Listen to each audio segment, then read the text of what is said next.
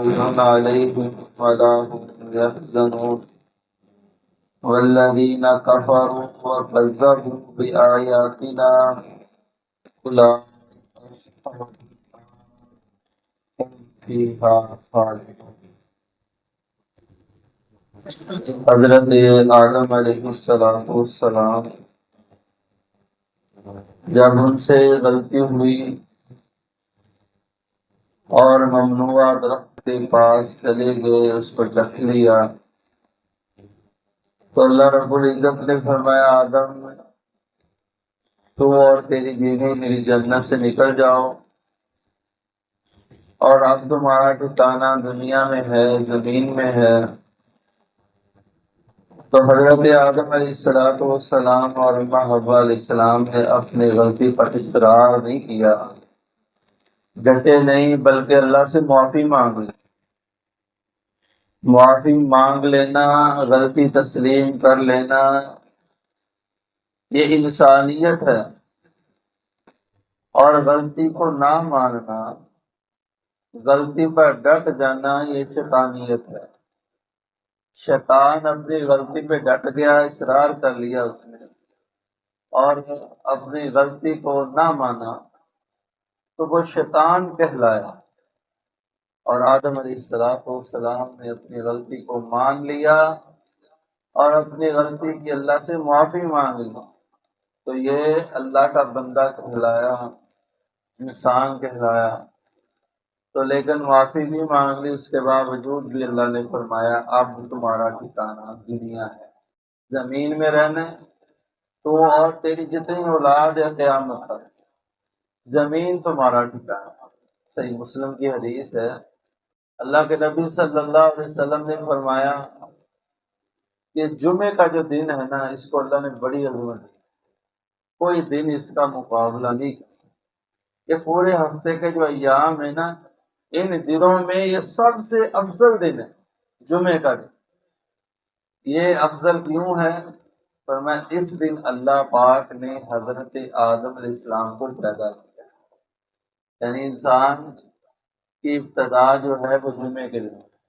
اللہ نے حضرت آدم علیہ السلام کو جمعے کے دن پیدا کیا، اور آپ فرماتے ہیں اسی دن حضرت آدم کو جنت میں داخل کیا گیا، اور اسی دن جنت سے نکالے گئے۔ تو یہ جمعے کا دن ہے جس دن وہ جنت سے نکالے گئے تھے، وہ بھی جمعے کا دن۔ تو اللہ فرماتے قُلْ اهْبِطُوا مِنْهَا جَمِيعًا، اللہ نے پہلا حکم دوبارہ دہرایا، معافی مانگ لی ہے، لیکن اب تمہیں ایک امتحان سے گزرنا ہوگا۔ اگر تم اس امتحان میں تم اور تمہاری اولاد کامیاب ہو جاتے ہیں تو دوبارہ میں تمہیں اسی جنت کا وارث بنا دوں گا۔ یہ جنت جو تھی، یہ جنت تمہارے لیے اور تمہاری اولاد کے لیے رہے گی اگر تم اس امتحان میں کامیاب ہو جاتے ہیں۔ قُلْ اهْبِطُوا، ہم نے کہا، اللہ فرماتے اهْبِطُوا، اتر جاؤ، منہا، اس سے، جمیعاً، سب کے ساتھ، فَإِمَّا يَأْتِيَنَّكُم مِّنِّي هُدًى، بس اگر آئے جب کبھی تمہارے پاس میری طرف سے ہدن، ہدایت، یعنی میری طرف سے تمہارے پاس ہدایت آئے، انبیاء کی صورت میں، رسولوں کی صورت میں، کتابوں کی صورت میں، جو میں شریعت نازل کو اس صورت میں، فمن تبع ہدایا، جس نے پیروی کی میری ہدایت۔ مانا پتہ چلتا ہے ہدایت کس کی ہے؟ اللہ کی۔ دین کس کا ہے؟ اللہ کا۔ اسلام، شریعت، اصول، قانون کس کے چلیں گے؟ اللہ کے۔ کسی اور کا بنایا ہوا دین نہیں چلے گا، کسی تیسری شخصیت کا دین نہیں ہوگا۔ دین نام ہے اللہ کی وحی کا، تو وحی اللہ رب العزت نے قرآن کی صورت میں نازل کر دی یا محمد الرسول اللہ صلی اللہ علیہ وسلم کے فرمان کی صورت میں بنا دی، دونوں اللہ کی طرف سے وحی ہیں۔ تو اللہ فرماتے فَإِمَّا يَأْتِيَنَّكُم مِّنِّي هُدًى فَمَن تَبِعَ هُدَايَا، جس نے میری ہدایت کی پیروی کی، فَلَا خَوْفٌ عَلَيْهِمْ، بس نہ ہوگا کسی قسم کا خوف ان پر، وَلَا هُمْ يَحْزَنُونَ، اور نہ ہی وہ غم زدہ ہوں گے۔ خوف اور غم جو ہے، خوف اس کو کہتے ہیں جو آنے والی چیز کا کسی کا ڈر، انسان نے غلطی کی ہے، اسے پتہ ہے میرا مالک مجھے سزا دے گا، تو یہ انسان میں خوف ہوتا ہے۔ اور غم ہوتا ہے پچھلی چیز کے گزرے ہوئے کا غم، کاش میں نے اچھے عمل کیے ہوتے، کاش میں نے نیک اعمال کیے ہوتے، اللہ کو راضی کیا ہوتا تو آج میں بھی اس جنت کا وارث بن جاتا۔ تو یہ غم بھی نہیں ہوگا قیامت کے دن، اور نہ ہی خوف ہوگا جہنم میں جانے کا۔ کیا ہوگا اس دن؟ فرمایا اس دن امن میں ہوں گے، ایمان والے امن میں ہوں گے، اور اللہ ان کو قیامت کی بڑی گھبراہٹ سے بچا لے گا، بڑی پریشانیوں سے بچا لے گا۔ وَهُمْ مِنْ فَزَعٍ يَوْمَئِذٍ آمِنُونَ۔ اللہ فرماتے ہیں قیامت کی جو بڑی گھبراہٹ ہے، پریشانیاں ہیں، اس سے اللہ پاک ایمان والوں کو بچا لے گا۔ تو فرمایا جو میری ہدایت کی پیروی کرے گا تو اس کے لیے قیامت کو نہ خوف ہوگا نہ غم ہوگا۔ والذین کفروا وکذبوا بآیاتنا، اور جس نے آئی ہوئی ہدایت کو نہ مانا، کفر کیا اور ہماری آیات کو جھٹلا دیا، اولئک اصحاب النار، یہی لوگ ہیں جہنم والے۔ پھر میں نے ان کے لیے جہنم تیار کی ہے، ہم فیہا خالدون، وہ اس جہنم میں ہمیشہ رہیں گے، ہمیشہ کے لیے وہ جہنم ہے ان کے لیے۔ جیسے جنتی جنت میں ہمیشہ، ویسے جہنمی جہنم میں ہمیشہ رہیں گے، جو اللہ کی آیات کا اور اللہ کے احکامات کا انکار کر دیتا ہے۔ اس سے آگے اللہ رب العزت نے پیچھے عام حکم تھا، یا ایھا الناس اعبدوا، تمام لوگوں کو، اب اللہ نے ان لوگوں میں سے ایک خاص جماعت کو منتخب کیا، جن کو اللہ نے بڑی شان دی، بڑی عظمت دی، بڑی نعمتیں دی، بے انتہا نعمتیں ان پر نشاور کی۔ وہ قوم بنی اسرائیل ہے۔ بنی اسرائیل کا اللہ رب العزت نے ذکر کیا، یا بنی اسرائیل، اے بنی اسرائیل۔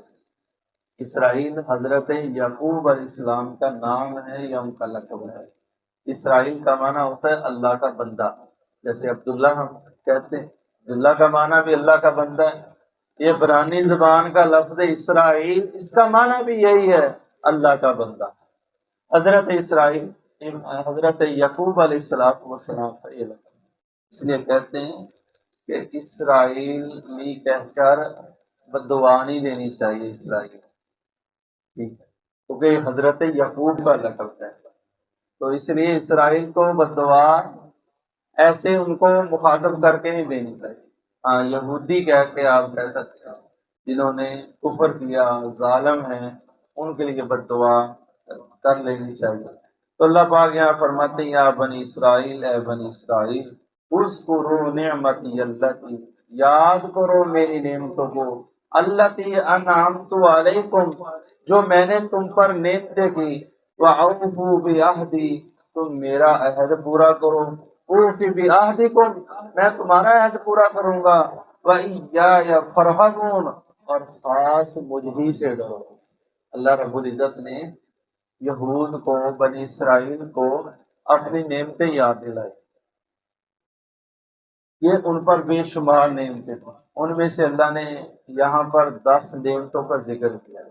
اس آیت سے لگ کر کے 147 نمبر آیات تک 10 نعمتوں کا ذکر کیا ہے، اور پھر 10 ان کی بدعمالیوں کا ذکر کیا ہے، اور پھر 10 ان کے گناہوں کا ذکر کیا ہے، جو ان پر اللہ نے ان بدعمالیوں کی وجہ سے عذاب دیے، ان کا ذکر کیا۔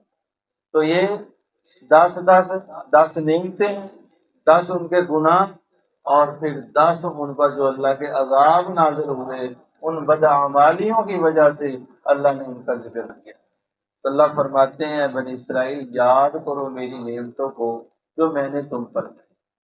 یہ بنی اسرائیل کو اللہ نے مخاطب کیا، لیکن یہ عام ہے، یہ عام ہے، اس سے ایمان والوں کو اللہ سبق دے گا۔ تو جو نعمتیں اللہ تمہیں عطا کرے، نعمتیں کھا کر اللہ کی شکری نہیں کرنی، اس کے در کو نہیں چھوڑنا، اس کے گھر کو نہیں چھوڑنا، اس کے احکامات کو ترک نہیں کرنا، بلکہ اس اللہ کے اور قریب ہونا ہے، اور جھکنا ہے اس اللہ کے سامنے۔ تو فرمایا اوفی بعہدی، میرے عہد کو پورا کرو۔ اللہ کا کیا عہد تھا بنی اسرائیل سے؟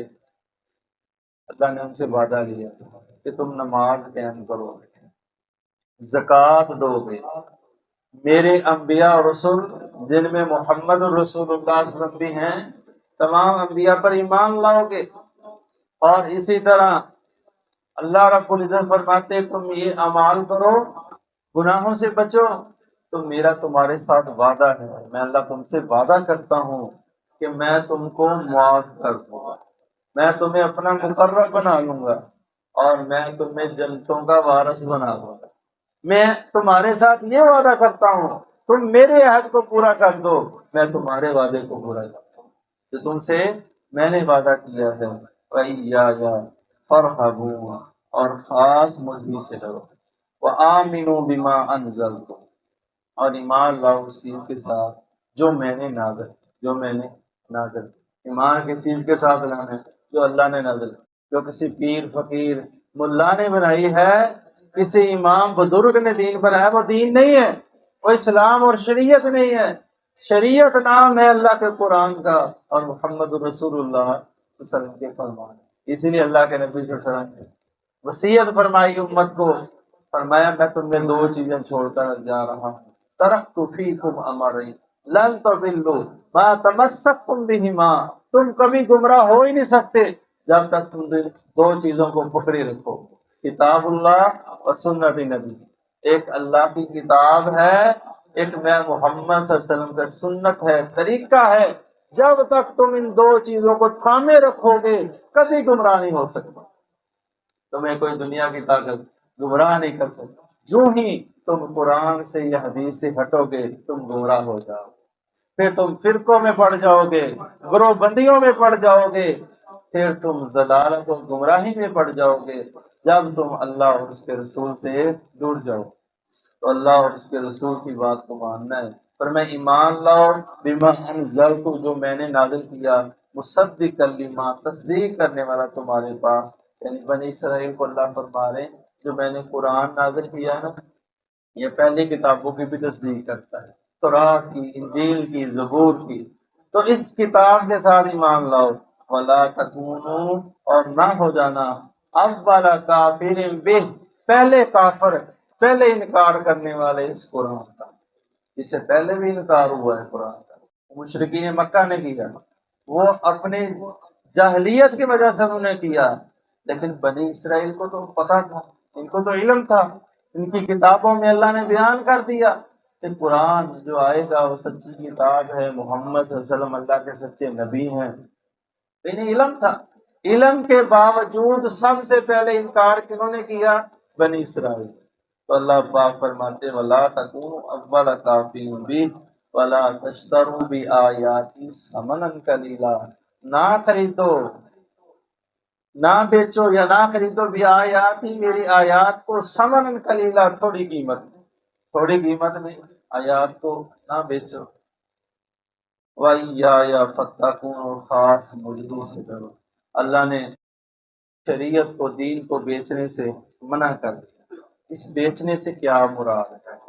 بعض لوگ کہتے ہیں اس سے مراد یہ ہے کہ آپ نماز پڑھاتے ہیں، قرآن پڑھاتے ہیں، قرآن کی تعلیم دیتے ہیں، حدیث پڑھاتے ہیں، تو اس کا معاوضہ نہیں لینا چاہیے، اس کا معاوضہ نہیں لینا چاہیے۔ حالانکہ یہ آیات بنی اسرائیل کے اس گناہ کی وجہ سے جو اللہ کی آیات کو چھپا لیتے تھے، مانا جو اللہ نے حکم دیا تھا اس کو چھپا لیا اور غلط فتویٰ دے دیا، غلط پیسے لیے، رشوت لی اور غلط فتویٰ جاری کر دیا، تو یہ اس کے اللہ رب العزت نے بارے میں یہ آیات نازل کی ہیں۔ ہاں، اب قرآن حدیث کا پڑھا کر تعلیم دے کے اجرت لینا، اس کا معاوضہ لینا، کیا یہ جائز ہے؟ صحیح بخاری میں حدیث پاک موجود ہے، اللہ کے نبی صلی اللہ علیہ وسلم نے فرمایا، صحیح بخاری یا صحیح مسلم میں فرمایا، جس پر تم اجرت لیتے ہو سب سے بہترین اجرت جو ہے وہ اللہ کی کتاب پر ہے، یعنی یہ تو گناہ کا کام نہیں ہے نا، گناہ والا کام پر اجرت لینا یہ حرام ہے، اور حلال چیزوں میں سے سب سے بہترین جو چیز ہے وہ اللہ کی کتاب ہے، اس کی تعلیم دے کر اس کا معاوضہ لینا، یہ اجرتوں میں سب سے بہترین اجرت ہے، معاوضوں میں سب سے بہترین معاوضہ ہے۔ اللہ اکبر۔ اور اسی طرح ایک دلیل وہ حدیث پاک جس میں اللہ کے نبی صلی اللہ علیہ وسلم نے ایک صحابی کو فرمایا تھا کہ تم اپنی بیوی کو قرآن کی چند صورتیں یاد کروا دو، یہی تمہارا حق مہر ہے، یہی تمہارا حق مہر ہے۔ وہ پیسوں کے عوض حق مہر میں کیا دیا گیا؟ اللہ کی کتاب دی گئی۔